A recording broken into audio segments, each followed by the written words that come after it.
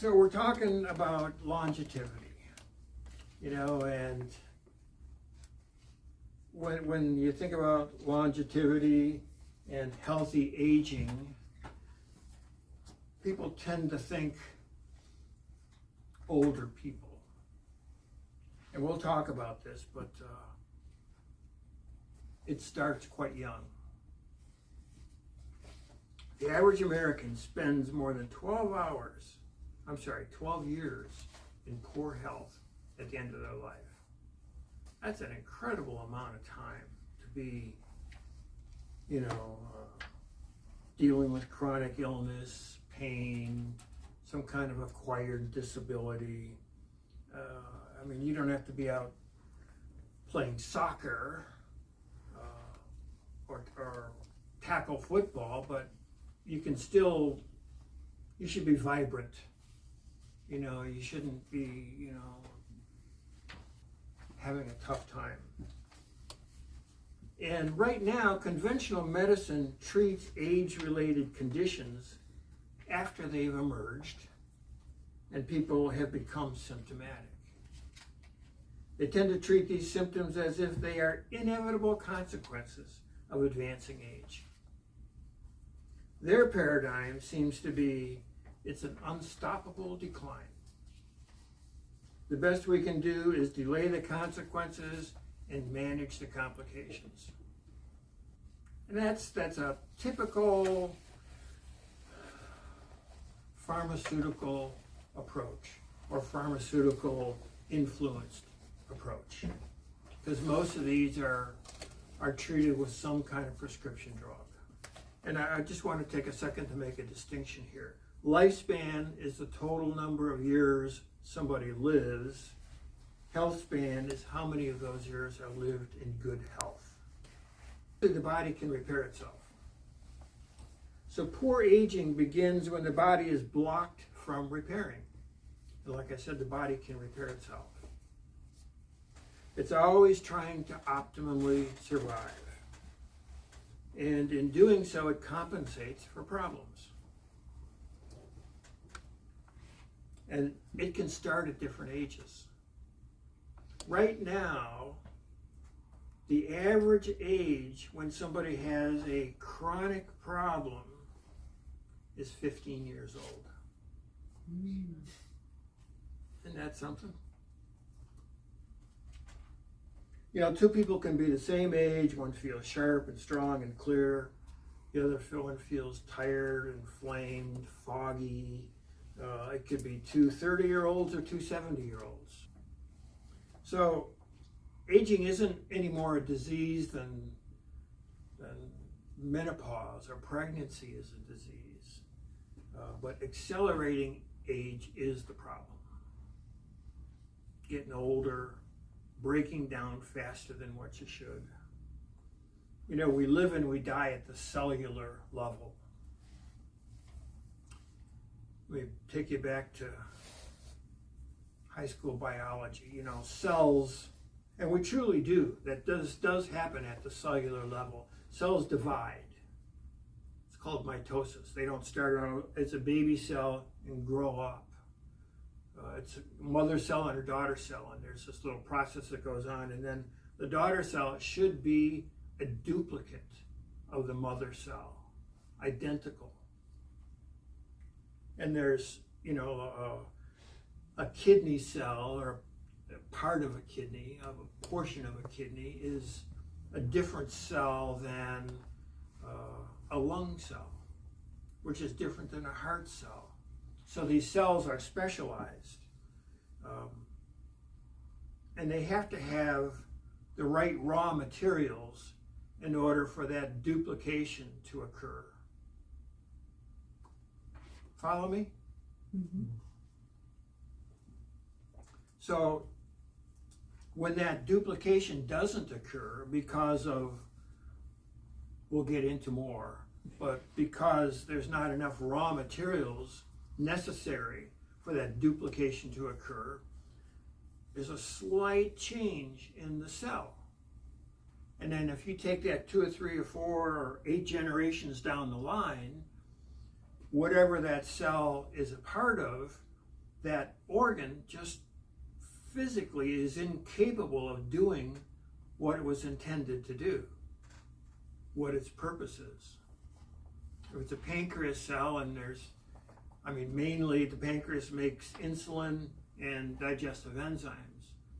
If it's incapable of doing what it should do for whatever reason, you can't make any insulin, or you have a problem digesting your food. So cellular regeneration is possible. Cellular vitality can be restored. Think of the mitochondria in the cell, the engine, the power in the cell. And inflammation can be reduced when the cell is working as it should. Decline can be reversed. Physical mobility can be preserved. All this stuff happens when we break down before we should. And we're seeing breakdown in kids today. Believe it or not. One of my favorite examples is diabetes, type 2 diabetes. We used to call that adult onset diabetes way back when. But we're seeing type 2 diabetes in kids today. It's a shame. So in functional medicine, we're not necessarily interested in how old you are. We want to know how well your systems are functioning. The body ages when its different systems,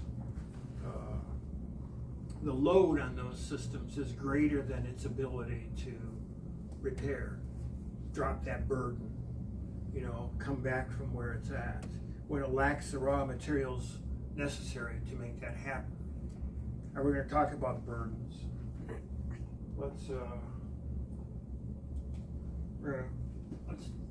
We've got inflammation.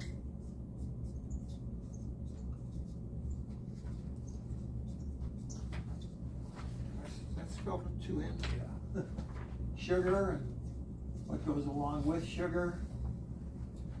We've got a toxic load. We've got nutrient depletion.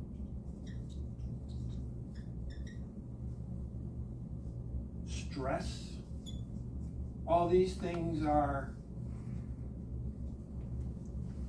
contribute to premature aging. There can be more, but those are the main ones. And understand that these are not symptoms. These are loads and burdens. They put loads and burdens on the body, and they create bigger loads if they're not handled. So let's look at inflammation. Inflammation is not pain, by the way. Inflammation is the result, it's a response. Think of pain as the fire, and inflammation is the alarm. It could be a big fire, it could be several small fires in the body, but that's the alarm, that's the response to something that's going on. An example could be gut irritation. For example, something we've all experienced at some point in time. So think of what goes on here. And you've got your intestines, your stomach acid, the microbiomes in your gut, just the whole workings of digestion. That's there. Now think bloating, acid reflux, indigestion, constipation, diarrhea. That's a response to something that's acting as an irritant, acting as a fire of sorts down here, and that's what you're feeling. You get this irpy feeling, or you feel all bloated, like what's going on? A large part of your immune system, a big part of your immune system, is actually in your gut. Blood sugar, it's a huge, our body attempts to regulate sugar. We run into problems again. This is all stuff that contributes to accelerated aging. We're eating so many carbs today, so much sugar, and we're getting these spikes in our blood sugar. You know, if things are working as they should, and you've got a spike in your blood sugar, obviously what should happen is your body should bring that back down to a healthy level. And insulin does that, which is made by the pancreas. Any guesses on how much sugar the average person in this country eats a year? Way too much. 100 pounds. Whew. It's amazing. Just a bit, when you think about what we eat and all the refined carbohydrates, all the processed foods. So depending on that, if we're having a quick snack and we're a little tired, a little down, whatever, you grab something fast and quick. Chips, Fritos, a bagel, it's all a simple carbohydrate, they call it. There's no complexity to it. You eat it, immediately your blood sugar goes up. There's no breakdown, there's no digestion that's needed. It's all, the need for that is gone as that particular food that you're eating has been processed so heavily. That causes inflammation. And another thing regarding sugar in your blood, it makes your blood thicker. You know, think of the oil in your car in winter time, you know, and usually they'll tell you to use a heavier oil. No, Thinner, a lighter oil, a thinner oil, yeah. Because when your engine's cold, it's hard to turn over when that oil's real thick, or I'll tell you, use an all-weather oil. When you have a diet that's high in carbohydrates, which is almost like saying high in sugar, and it goes into your blood, the blood gets thicker. So when that happens, your heart's got to work harder, because it's like, you know, you're pumping water through a pipe or maple syrup through a pipe. You know, it's the viscosity is less when your blood is not so full of sugar. And that's incidentally why you know, like, what is it, diabetic retinopathy. Diabetics will sometimes lose their vision. The blood is too thick to get through those little tiny vessels up in the eyes, and then the tissue dies. Poor sleep is another cause of inflammation. Try to wind down before you go to bed. If you have issues sleeping, calcium, magnesium, minerals are good to help just generally relax you. It's a good idea. I know so many people use their cell phone to wake up in the morning, you know, set the alarm. It's really best to get it out of your bedroom. Get it away from your bed, your head, your nightstand. You got that electromagnetic field, and that can kind of interfere with the workings of your body. Chronic stress. We're going to talk a little more about that. It has to do with something called the autonomic nervous system. And we'll go into that a little bit as to what that does to you, what that does to your body. But all this stuff pours fuel on that fire. And when your body is in a state of inflammation, maybe part of it or maybe the whole thing, at this point in time, it's telling the body, your body is saying, I'm in a survival mode right now. There's stuff going on, and I'm not in a repair mode. Remember, I mentioned the body can repair itself if it's got the right materials, but if this fire is constantly being fed or starting a new fire somewhere else because of whatever is going on in your environment, the body is reacting to something that it perceives as a threat to it. The result is going to be inflammation, and now we're talking, maybe you've heard fight or flight. It's kind of in a fight or flight mode now. It's not in a rest and repair mode. There's two different parts of that autonomic nervous system. So the more you're doing that kind of stuff, the more your body is coping, and not like when you go to sleep, repairing itself. Okay. So anyway, when you're in that survival mode, and you may not even realize it, and that's why when we come in, with our patients, we always check that mode. It's the first thing we do on every time we see our patients is we check to be sure that they're balanced, they're not stuck in one or the other of that sympathetic or parasympathetic mode. You could be stiff in the morning when you shouldn't be. You might recover slower from an illness or an injury. You might have brain fog. This is not normal aging. There's signals of inflammation. You know, it just is. I don't want to belabor the point, but you getting me? You following on this, okay? All right. Let's take a look at sugar. A little closer look. Sugar in your blood doesn't just create and affect diabetes, it affects aging. Anybody know what insulin does? Lowers your blood sugar? Yeah.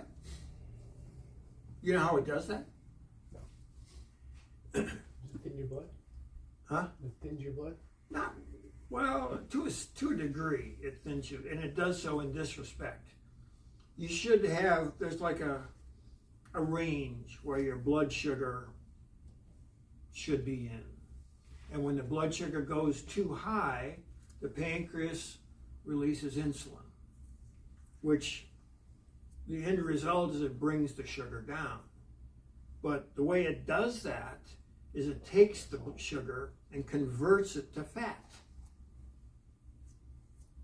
and stores it. It's like it's future energy.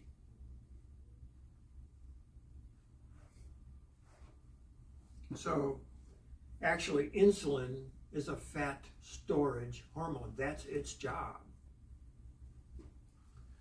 When insulin is high, repair stops.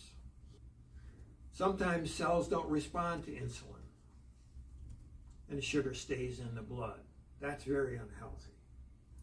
And the cells are not responding to the insulin. And then the pancreas tries to make more insulin, and it still might not respond, which is also very unhealthy, and it many times signals that you are insulin resistant.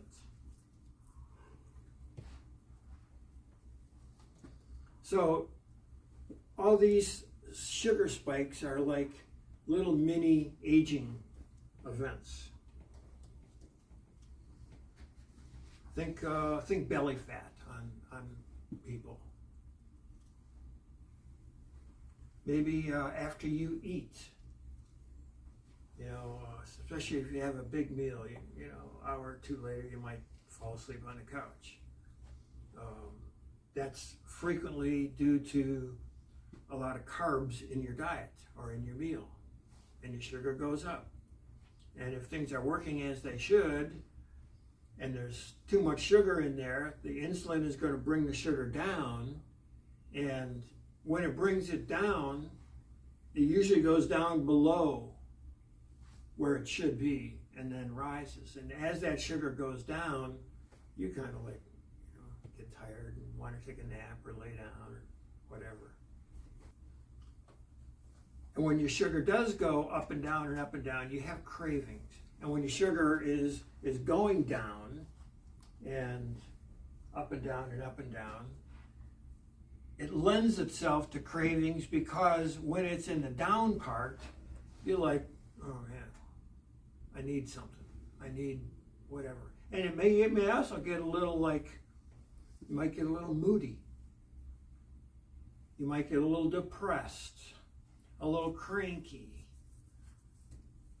And sugar brings you right back up.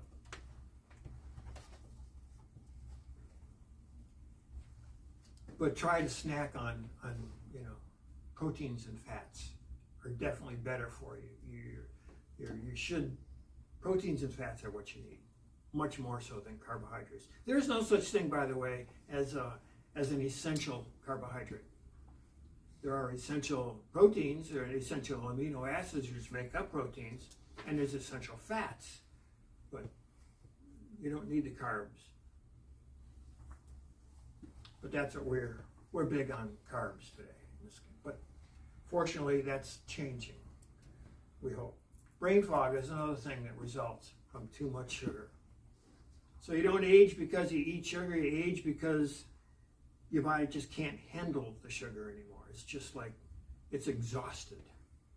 When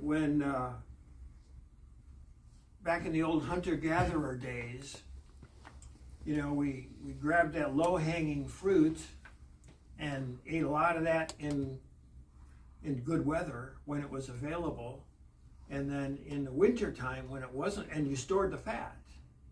And in the winter time when it wasn't available, you ate a lot more game. And game and meat and protein trigger a hormone called glucagon, which actually is a fat-releasing hormone. It's amazing what these bodies are capable of doing and the repair that they can do on their own, but we got to give them the right raw materials. Toxins are huge today. And they don't need to kill you to age you. We are swimming in toxic substances.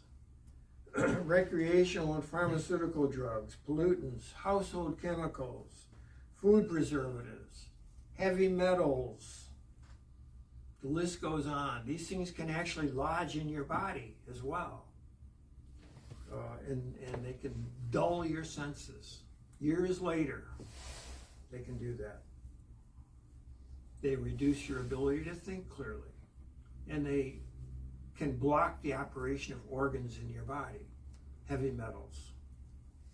So they're available from the air, from the water. A lot of them, air and water are going to you're going to find a lot of the similar ones. Food, that's a biggie. That's something that we can control. What goes in your body. It's easy to grab something off a shelf in a store.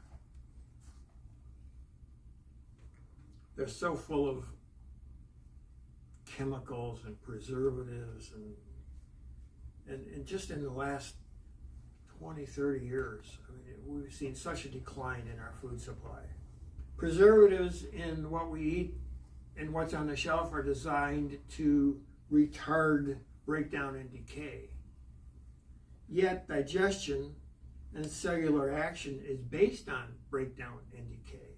And if we've got stuff in there that's blocking that, we're not getting the nutrition that we need from the food that we're eating. Several years ago, I got a McDonald's cheeseburger and fries, and I just left it. And what usually happens to old food that you leave around, what usually happens to it? Gets moldy. Yeah. I had this McDonald's burger and fries for, I think it was about 2 years. Not a speck of mold on it. It was still pretty. No. Yeah, I guess technically or officially, or they'd say it was.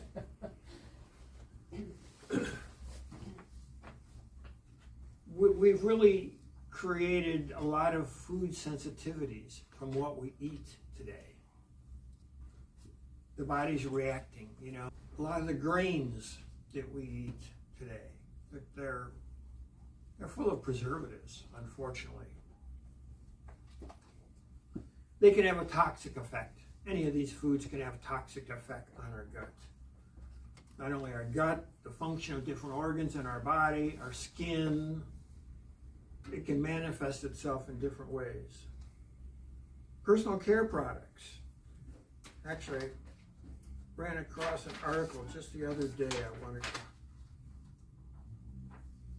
that the FDA tests like our food.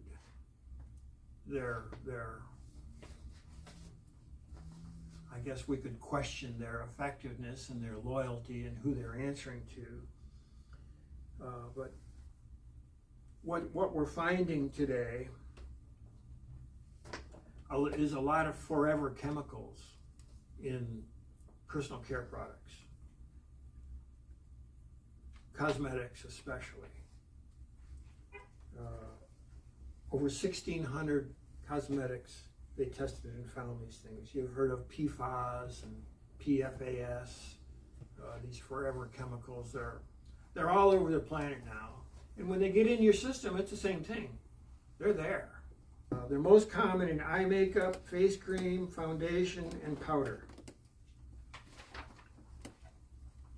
And this is interesting. Unlike foods and drugs, they do not have to be safety tested before being sold. That's kind of scary. So keep a good, be careful, shop carefully for your personal care products. Soaps, shampoos, same thing. Also in those are like heavy metals, chemicals. So go for a reputable brand and dealer. Medications are another source of toxins. Isn't that terrible? What's supposed to be fixing you is not fixing you. Painkillers, sedatives. I think of all the new drugs on the market just in the last 20 years. The liver, the kidneys, the lungs, the gut, these are organs of detoxification. But only up to a point. When these detox pathways that connect these overloaded, get overloaded, the body, again, is going to choose survival over repair. They're full. I mean, it's like, I can't do anything else anymore.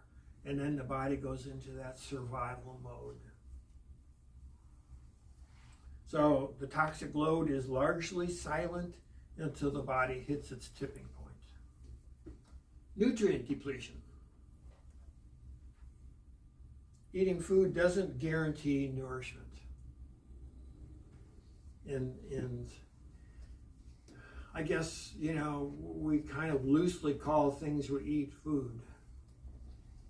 Many times it's not food.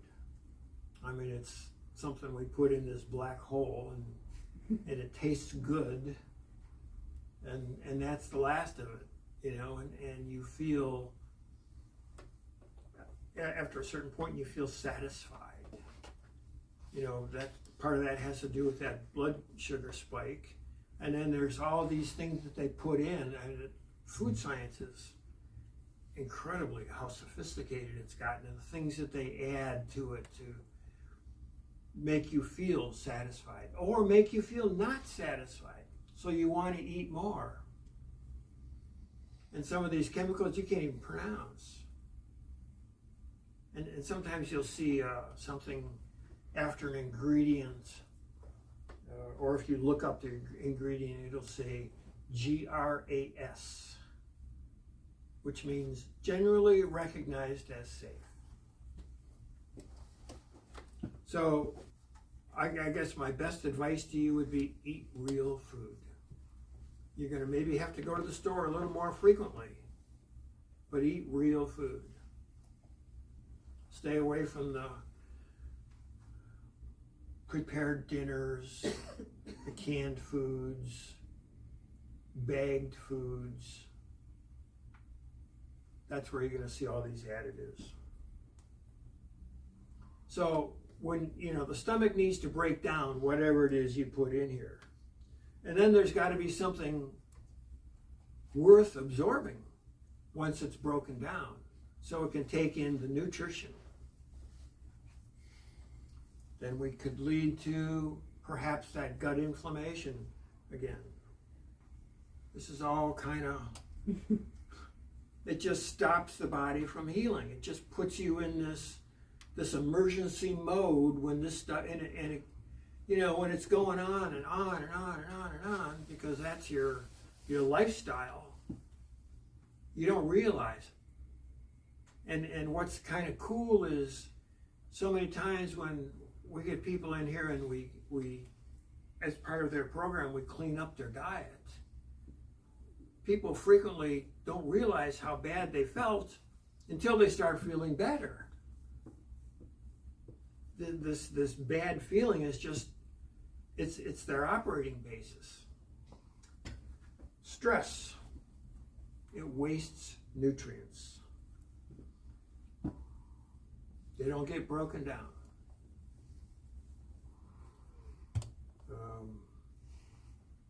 You can't repair tissue in your body without the correct raw materials. The body runs on nutrition. This is a carbon oxygen burning engine. And it's a slow burning carbon oxygen engine. And real food provides the correct fuel.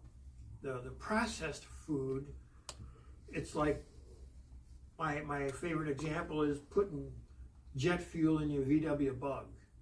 You know, I mean, that thing's gonna, and then that's it. It's gone. It's not meant to run like that. And then you get the people, well, I go and I'll go to vitamin shop and I'll buy this and that'll help me out. And that probably will help you out, but you can't out supplement a bad diet. All right.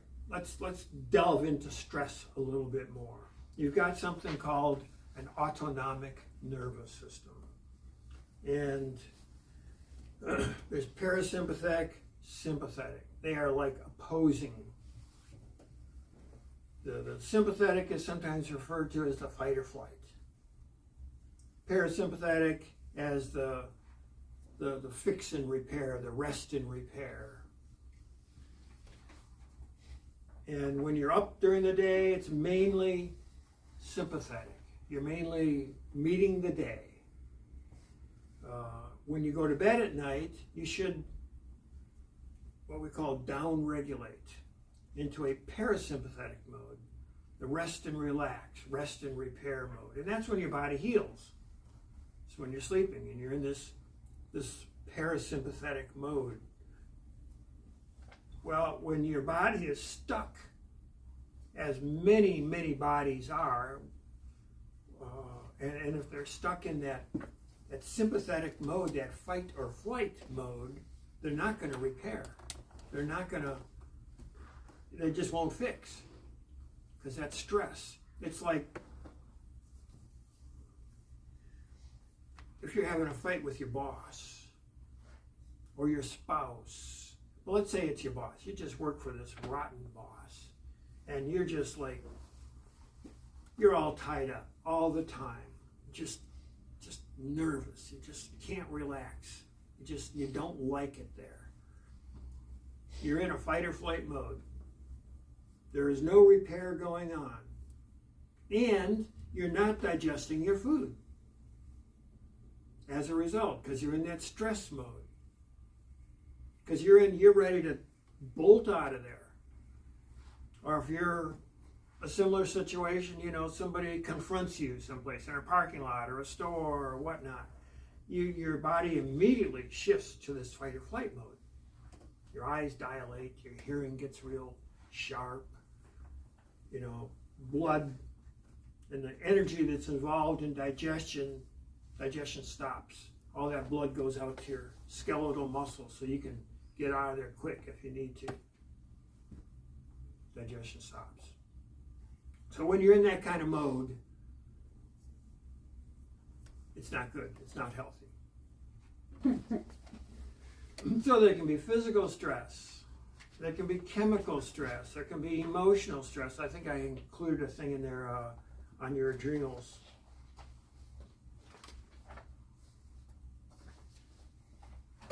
So chill.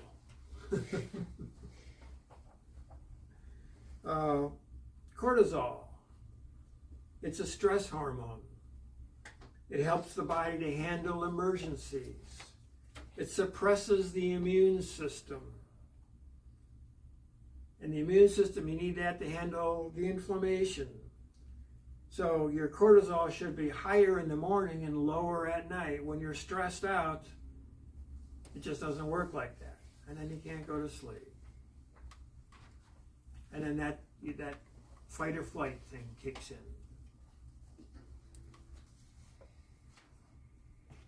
So chronic stress accelerates aging even in healthy people if you are always under stress. So when you got these things present, the body tries to adapt. But it results in this stuff when it's there, it results in accelerated aging. You know, it might sound like I'm trying to tell you to go live in a monastery or go live in a convent, you know, but just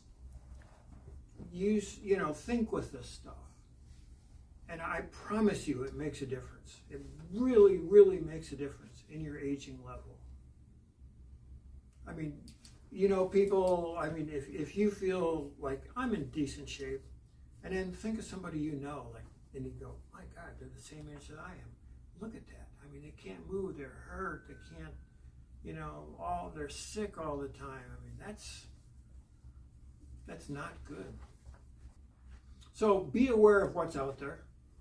Be aware of what you can control. I mean, I realize the air and what we breathe. I mean, there's not a lot we can control with that when we're outdoors. Be aware of the water. Get yourself a good water filter if you can for your house. Remove the impurities. Fluoride is not good for you. Chlorine is not good for you. Chlorine takes the germs and whatnot out of the water, kills stuff in the water, but it stays in the water. The chlorine is still there, and you're drinking it. So get yourself a good filter.